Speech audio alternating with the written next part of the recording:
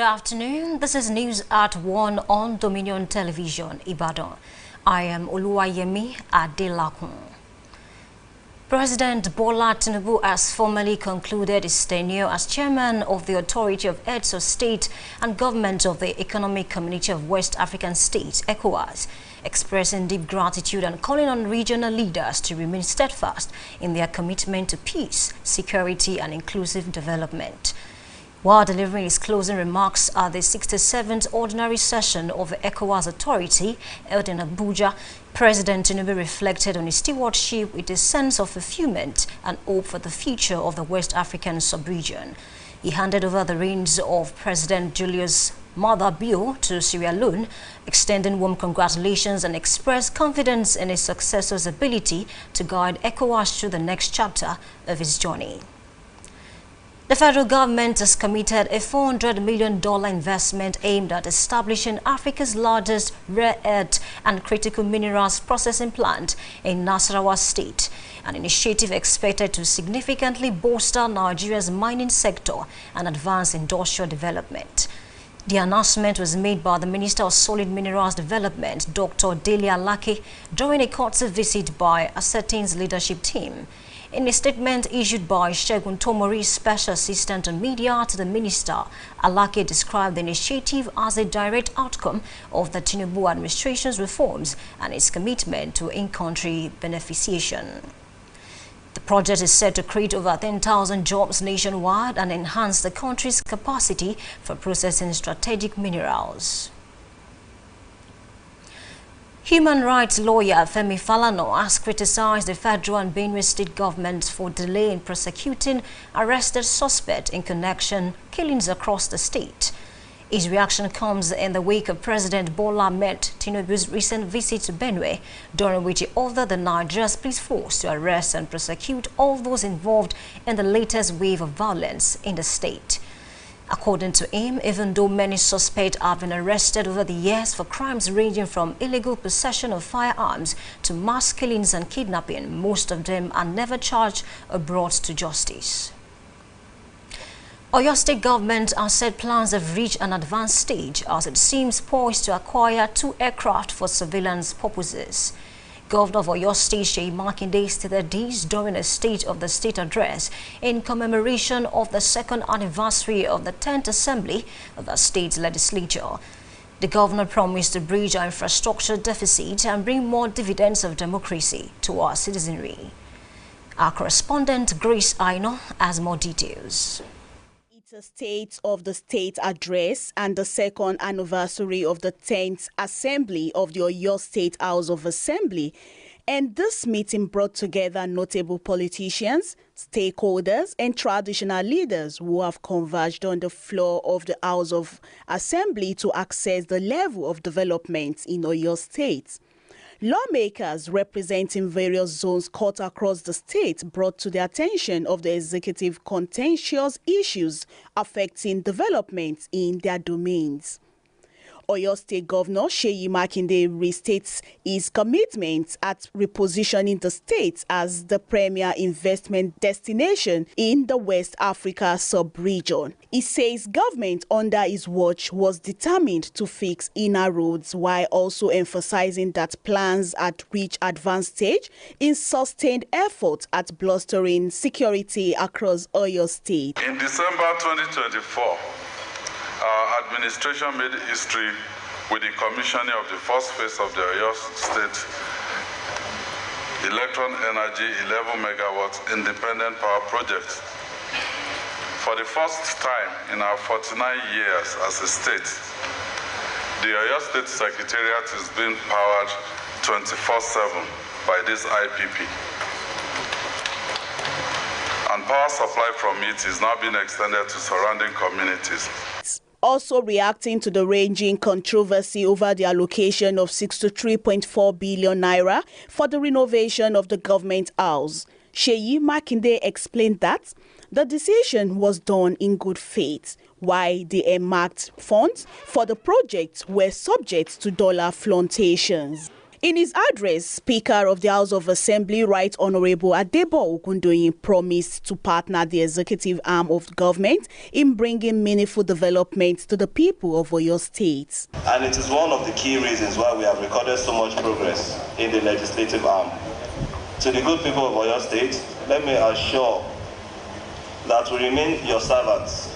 Your voice echo in our debates, your concerns guide our questions, and your aspirations form the blueprint of our laws.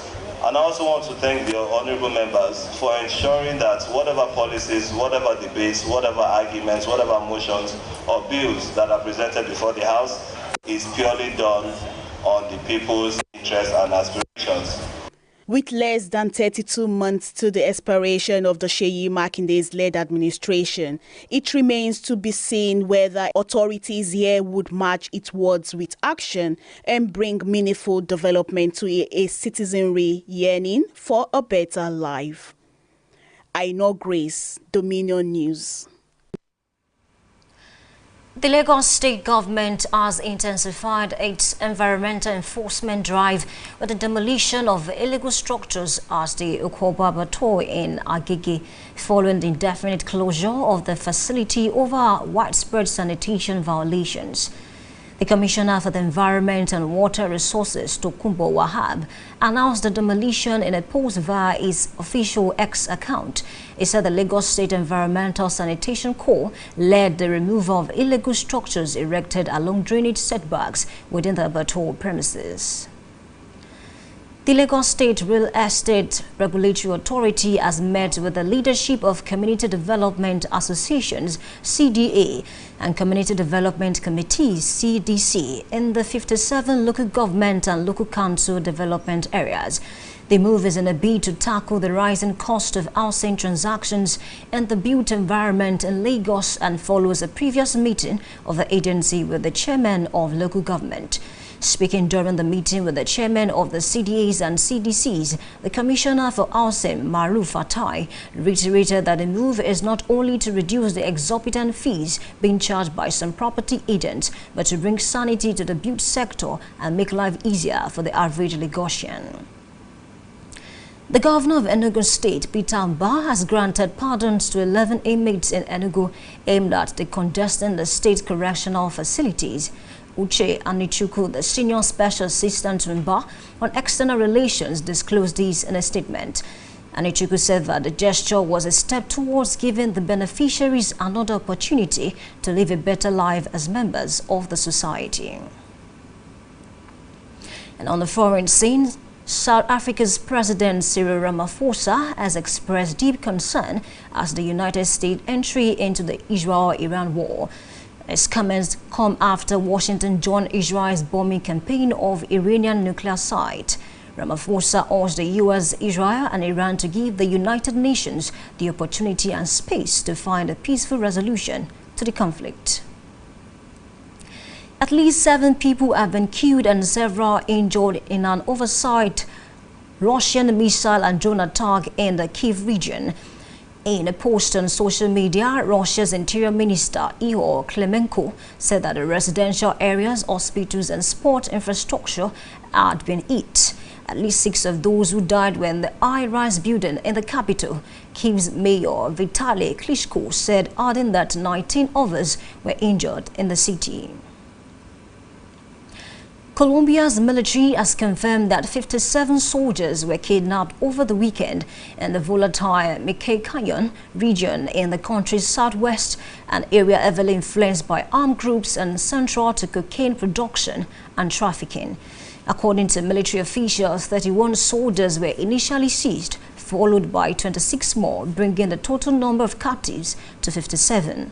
The troops were reportedly surrounded and detained by a group of more than 200 civilians acting under pressure from dissident factions of the Revolutionary Armed Forces of Colombia, FARC, which rejected the 2016 peace agreement with the government. Talking sports, Real Madrid defender Antonio Rudiger has accused Pachuca's Gustavo Cabra of using racist language at him. The incident happened during Los Blancos' 3-1 victory at the Club World Cup. This led to referee Ramon Abate-Ebel activating FIFA's anti-discrimination protocol. During stoppage time of the Martin Charlotte, Rudiger, who has come on as a substitute, approached Ebel following a verbal exchange with Cabra. You can visit our website on www.dominion.org.ng to watch us live and interact with us. You can also follow us across our social media platforms: Facebook, Instagram, TikTok, YouTube, and LinkedIn at Dominion Broadcast and X at Dominion Cast. And that ends the news at 1 on Dominion Television. I am Uluwayemi Adelakun saying thank you for watching and good afternoon.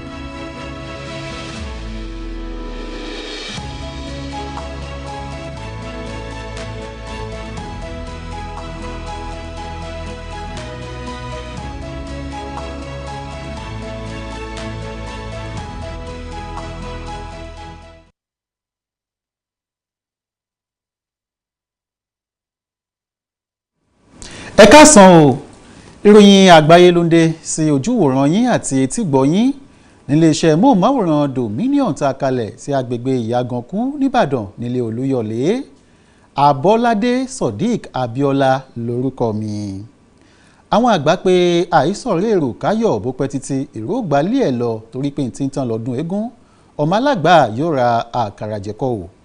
Ààrẹ ilẹ̀ wa Nàìjíríà Bọ́lá Ahmed Tinubu èyí ló ti kó ìṣàkóso gẹ́gẹ́ bí alága àjọ tó mójútó ìbáṣepọ̀ tó gúnmọ́ lórí ọrọ̀ ajé àti ìdókòwò láàrin àwọn orílẹ̀-èdè níwọ̀ oòrùn ilẹ̀ adúláwọ̀ ECOWAS sílẹ̀ báyìí o lẹ́yìn sáà ọlọ́dún méjì tó lò gẹ́gẹ́ bí alága àjọ náà. Àná òde yìí ló kó ìṣàkóso ọ̀hún lẹ̀ níbi ìpàdé ẹlẹ́ẹ̀kẹtàdínláàádọ́rin irú ẹ̀ tó jẹ́ ti àjọ ECOWAS tó wáyé nílùú Àbújá ti ṣe olúùlú ilẹ̀ yìí.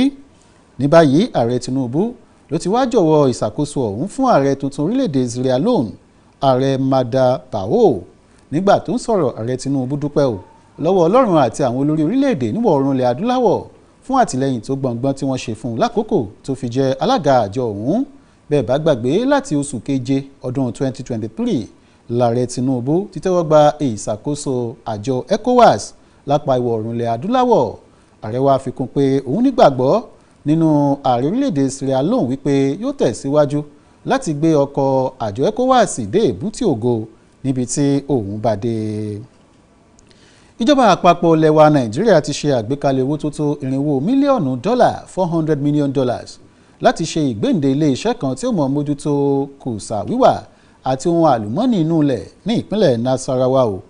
Èyí ni wọ́n ṣe láti mú ìdàgbàsókè tó gbọ̀ngbọ́n bá ẹ̀ka ìwakùsà àti ohun àlùmọ́ọ́nì inú ilẹ̀ lórílẹ̀‐èdè wa Nàìjíríà. Alákòóso ilé iṣẹ́ tó mójútó kùsà wíwà àti ohun àlùmọ́ọ́nì inú ilẹ̀ nílẹ̀ yìí Dókítà Délé Aláké ló sọ̀rọ̀ náà di mímọ̀ lákòókò tó ń gbàlejò àwọn tọ́rọ̀ kàn lẹ́ka àwọn àlùmọ́ọ́nì ilẹ̀ lágbàáyé.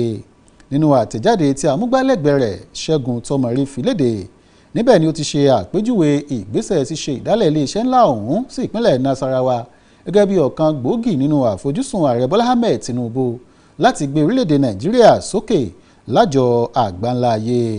Ó wáá fi kún wípé iléeṣẹ́ ọ̀hún ni ó pèsè iṣẹ́ ò fún àwọn ọ̀dọ́ tó tó bíi 10,000 jákèjádò ilẹ̀ wa Nàìjíríà. Ògbóǹtagì ajá fún ẹ̀tọ́ ọmọnìyàn tó tún jẹ́ amòfin tó dáńtọ́ nílẹ̀ yìí Fẹ́mi Fálànà ti kọminú o pẹ̀lú bó ti bu ẹnu àtẹ́lu ìjọba àpapọ̀ àti ìjọba ìpínlẹ̀ Benue lórí bí wọ́n ti ń lọ́tìkọ̀ láti fojú àwọn afurasí ọ̀daràn tí wọ́n fi páńpẹ́ òfin gbé nínú ìkọlù tó wáyé ní ìpínlẹ̀ Benue lọ́sẹ̀ tó kọjá ba ilé ẹjọ́. Ọ̀rọ̀ yìí ló jáde lẹ́nu Fẹ́mi Fálànà lẹ́yìn tí ààrẹ Bọ́lá Ahmed Tinubu ti kọ́ ṣe àbẹ̀wò sí ìpínlẹ̀ Benue níbi tó ti pa láṣẹ fún àwọn lọ́gàálọ́gàá lẹ́ka iléeṣẹ́ aláàbò nílẹ̀ yìí láti tètè fi ojú àwọn tí ọwọ́ bà lórí ìkọluni ìpànìyàn elérò bẹ̀rẹ̀ bí ọ̀hún ba ilé ẹjọ́ ní kò pẹ́ lórílẹ̀‐èdè wa Nàìjíríà. Àmọ́ ṣá ò nígbà tí Fẹ́mi Fálànà ń pẹ̀kẹ́lu ọ̀rọ̀ ọ̀hún lánàá ó jẹ́ ó di mímọ̀ wípé púpọ̀ nínú àwọn afurasí ọ̀daràn tí wọ́n ti fi páńpẹ́ òfin mú bẹ́ẹ̀ látẹ̀yìnwá lórílẹ̀‐èdè wa Nàìjíríà ní ìjọba kì í fi ojú wọn ba ilé ẹjọ́ tó sì jẹ́ wípé àṣẹ̀yìnwá àṣẹ̀yìnbọ̀ ẹnikẹ́ni kì í mọ ohunkóhun nípa ẹ̀sùn tí wọ́n fi kàn wọ́n mọ́ o. Àmọ́ ó wá tẹnumọ́ pé ìjọba àpapọ̀ orílẹ̀-èdè yìí àti ìjọba ìpínlẹ̀ Benue gbọ́dọ̀ kó àkóyawọ́ o wọ́n sì gbọ́dọ̀ rìn nílànà gbangba làṣántà láti jẹ́ kí àwọn aráàlú mọ ibi tí wọ́n bá ọ̀rọ̀ àwọn tí wọ́n fi páńpẹ́ òfin gbé lórí ìkọluni apani elérò bẹ̀rẹ̀bẹ̀ tó wáyé ní ìpínlẹ̀ Benue lọ́sẹ̀ tó lọ yìí.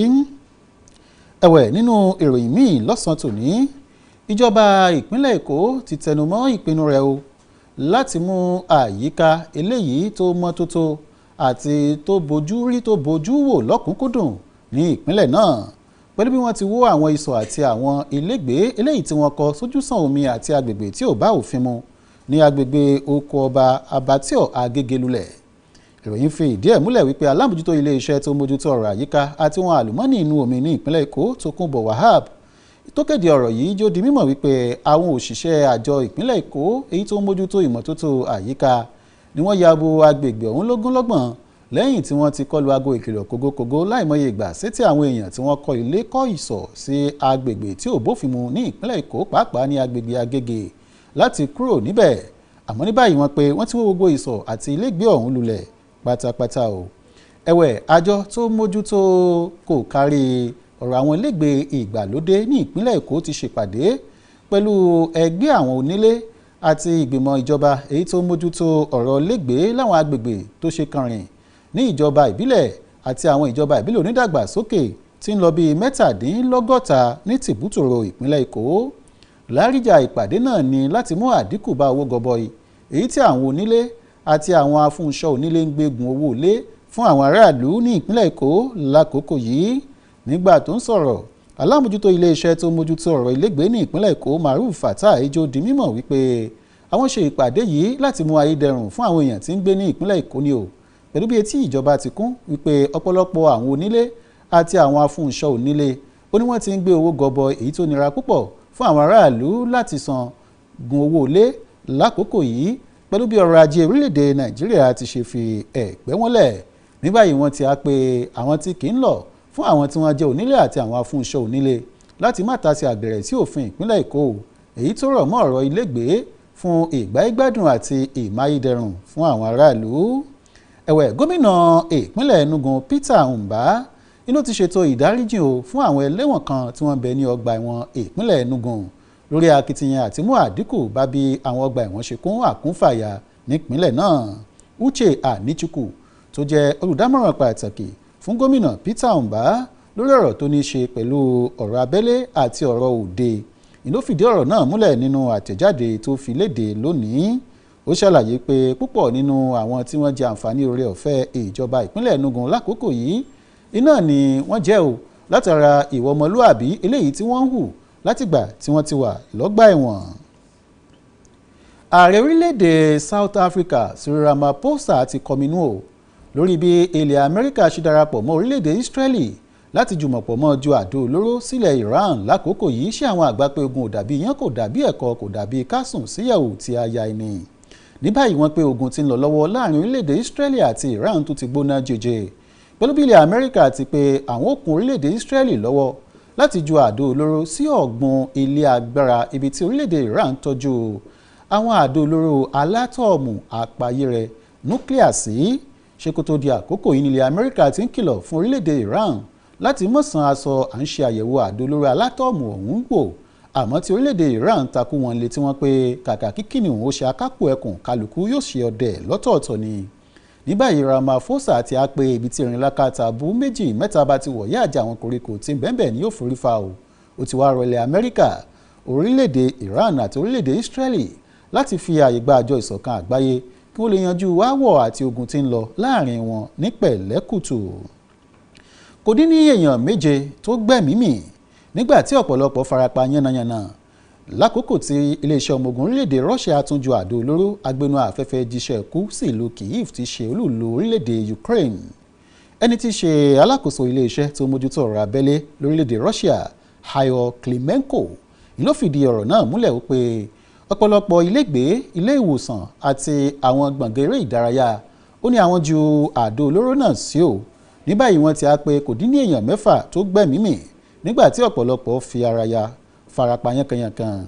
Ẹni tí í ṣe alámòjútó ìjọba ní ìlú Kyiv Vitaly Klitschko ti wá ṣàlàyé wípé àwọn bíi 19 míì farapa ìyẹn ní àárín gbùngbùn ìlú Kyiv lákòókò tí àdó olóró èyí tí iléeṣẹ́ ọmọ ogun orílẹ̀-èdè Russia jù sí ìlú ọ̀hún dún lákọ̀lákọ̀ pàápàá sí àwọn ilé alájà gogoro eléyìí tí ń bẹ ní ìlú ọ̀hún. Iléeṣẹ́ ọmọ ogun orílẹ̀-èdè Colombia ti ṣàlàyé wípé wọ́n ti jí àwọn ọmọ ogun tí wọ́n tó bíi 67 gbé o, èyàn lópin ọ̀sẹ̀ tí a lò tán yìí. Agbègbè kan tí wọ́n pè ní Maike Canyon ni wọ́n pé wọ́n ti jí àwọn ọmọ ogun náà gbé. Agbègbè yìí ló wà ní apá ìwọ̀ oòrùn gúúsù orílẹ̀-èdè Colombia. Àwọn ajìjàgbara dìmọ́ra ogun eléyìí tí wọ́n lòdì síjọba ilẹ̀ ọ̀hún ni wọ́n pé wọ́n jí àwọn ọmọ ogun náà gbé èyàn ní àkókò tí wọ́n lọ dábù wọn lọ́nà ní òpópónà ńlá kan ní agbègbè ọ̀hún. Wọ́n pé ọlọ́rọ̀ àbètí dídì ṣé a kì í gbọ́n tó ẹni tí ń sọ ni. Àwọn ajìjàgbara ọ̀hún ni wọ́n pé wọ́n ti gẹ̀gúnlẹ̀ bí ìgbà tí ẹ̀gún bá gẹ̀gùn dẹran lórí igi ní àkókò tí àwọn ọmọ ogun ọ̀hún bọ̀ láì mọ̀ wípé wọ́n ti dẹ̀ páńpẹ́ lẹ̀ fún wọn. Ìròyìn fi ìdí ẹ̀ múlẹ̀ pé àwọn bíi 26 ni wọ́n kọ́ jí gbé kó tó di wípé wọ́n tún jí àwọn bíi 21 míì gbé tí àpapọ̀ gbogbo wọn sì ń lọ bíi 67 lákòókò tá a wà yìí. Ìròyìn láti ẹ̀ka eré ìdárayá.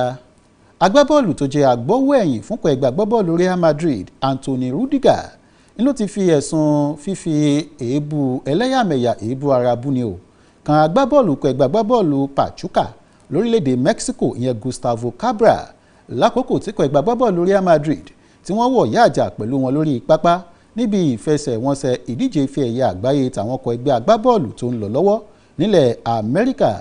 Àmì ayò 3-1 nípa ẹgbẹ́ agbábọ́ọ̀lù Real Madrid fi gbẹ̀yẹ lọ́wọ́ ọkọ̀ ẹgbẹ́ agbábọ́ọ̀lù Pachuca. Àmọ́ ṣá o ẹni tí í ṣe agbábọ́ọ̀lù fún ẹgbẹ́ agbábọ́ọ̀lù Pachuca Gustavo ni ló fi èébú ẹlẹ́yàmẹ̀yà burú dígà èyí tó sì bí nínú lákòókò tí ìfẹsẹ̀wọnsẹ̀ ọ̀hún lọ lọ́wọ́. Ẹni tó jẹ́ adarí ayò tó mójútó ìfẹsẹ̀wọnsẹ̀ náà Rahman Abati ó nílò láti fọn fèrè fòfòfò wípé kí ìfẹsẹ̀wọnsẹ̀ ọ̀hún ó dúró náà o kó lè rí sí ọ̀rọ̀ tí ń lọ lọ́wọ́ láàrin Rudiger àti agbábọ́ọ̀lù ikọ̀ ẹgbẹ́ agbábọ́ọ̀lù tí wọ́n jọ ń wàákò lórí pápá. Lẹ́yìn ọ̀rẹ́yìn Anthony Rudiger ló ti wá fa ìbínú yọ báyìí tó sì sí pé òun ò ná tán bí owó pẹ̀lú agbábọ́ọ̀lù yìí níbàámu pẹ̀lú òfin èyí tó rọ̀ mọ́ bọ́ọ̀lù aláfẹsẹ̀gbá jákèjádò àgbáńlá ayé. Ìròyìn àgbáyé wa fún ti ọ̀sán tòní kò ní jù báyìí lọ. Ẹ ṣeun tẹ̀ ń wò wá tẹ̀ ń gbọ́ wá nílé iṣẹ́ móhùnmáwòrán Dominion Television tá a kalẹ̀ sí agbègbè Ìyàgànkú nìbàdàn nílé Olúyọ̀lé. Abọ́ládé Sodiq Abíọ́lá lórúkọ tèmi ẹ̀lẹ́mbẹ̀wọ̀n.